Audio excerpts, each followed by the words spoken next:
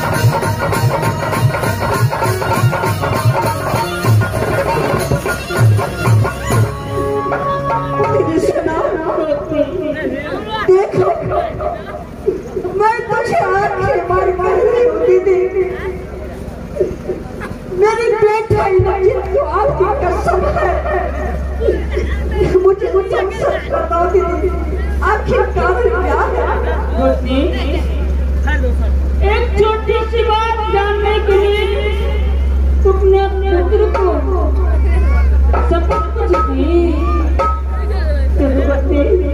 जिस समय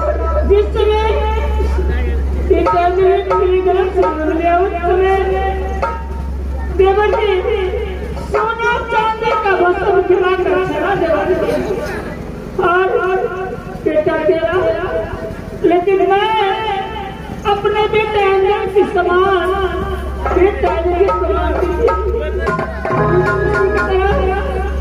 उसी के लिए मुझे तुमने बस कर दी। आप बोलिए छोटी सी बात तो होगी, लेकिन मेरी सिद्धि की सवाल है दीदी। अगर तुम सच्चाई जानने के लिए चाहती हो तो मैं बताती हूँ। देखो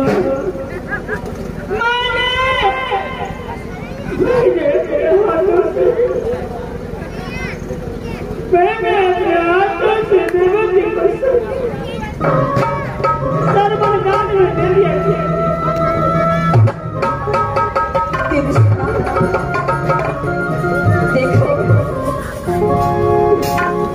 मैं जिस दिन से राजभोग से गौना करा करके राजभोग में आई रही, उस दिन से मैं आपको बात को सवाल मानती हूँ। क्यों नहीं दीदी सुना, मेरे साथ ऐसी मजाक मत करो दीदी। तेरा मजाक नहीं कर रही, मैं भी बात को यकीन करो, मेरी बात को मानो। आप सच बोल रहे हैं? हाँ, कि मेरे स्वामीनाथ के सर आप बलिदान कर दिए। मुझे तो कदा भी विश्वास नहीं हो रही है। सुना, आप तो जानते हैं कि एकांत की हमें मेरे स्वामीनाथ की बहन होने वाला कोई पैदा नहीं किया। क्यों नहीं? लेकिन मेरी बात पर तुम्हें यकीन नहीं आती तो मेरे साथ चलो, मैं तुम्हें दिखाती हूँ क्या सच्चाई है या झूठ। शादी आप सच में मेरे स्वामीनाथ की बलिदान दे दिए हैं और मुझे दिखाने को चाहते हैं। हाँ चलो मेरे साथ। ठीक है दीदी, सबसे पहले मुझे दिखाओ।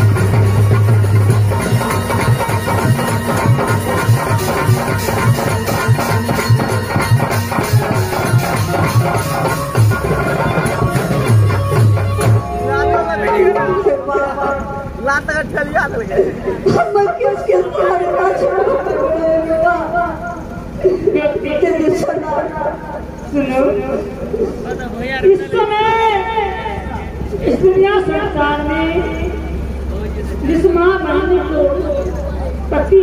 कहते उसको स्लो करने की कोई सत्ता नहीं। इसलिए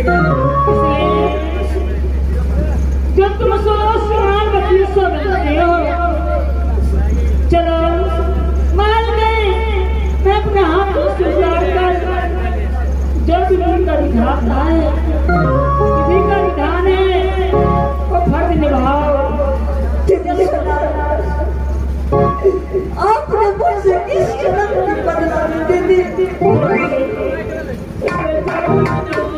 अब मेरी उम्र खेलने कूदने की थी, लेकिन इस उम्र में मैं इतना बच चुकी हूँ।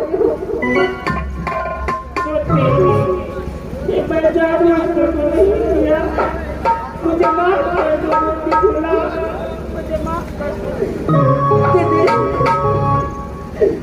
अगर आपको मन में ऐसा था तो पहले बोल देते, मैं स्वामीनाथ को राजमहल लेके चला जाती रहती। ऐसी कोई बात नहीं, ऐसी कोई बात नहीं।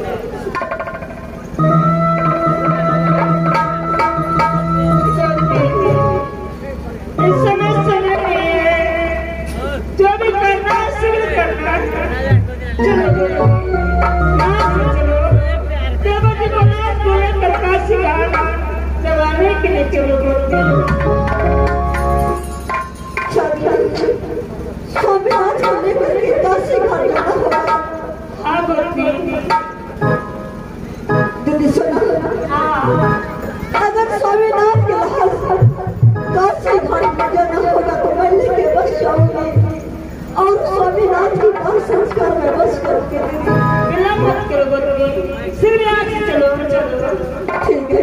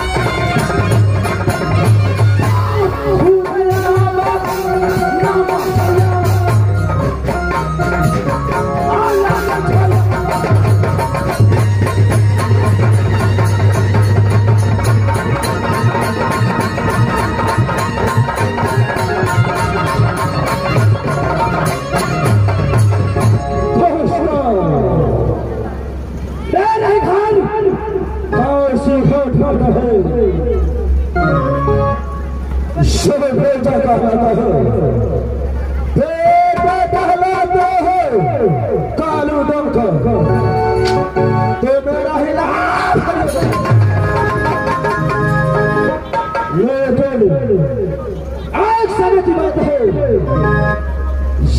सरकार से काशी घाट खरीद कर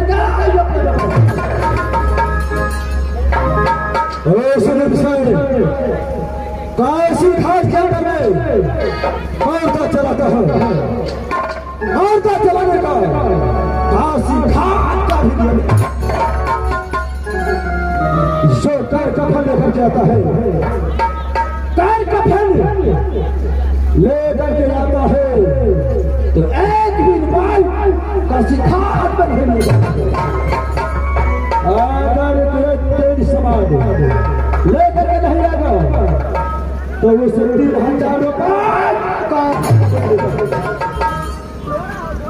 आज अफसोस की बात है। आज 5 दिन से ये भी मुर्दा काशी घाट के अंदर में नहीं आया है। इस महल में मैंने बैठे बैठे 5 रोज से बैठा हूं, लेकिन अगले महल चल करके देखता हूं अगर कोई मुर्दा चला निकलेगा तो मैं सही सामान पैसे लेकर के मुर्दा चलाऊंगा। मैं यहाँ से काशी घाट दूसरी महल को चले करता हूँ।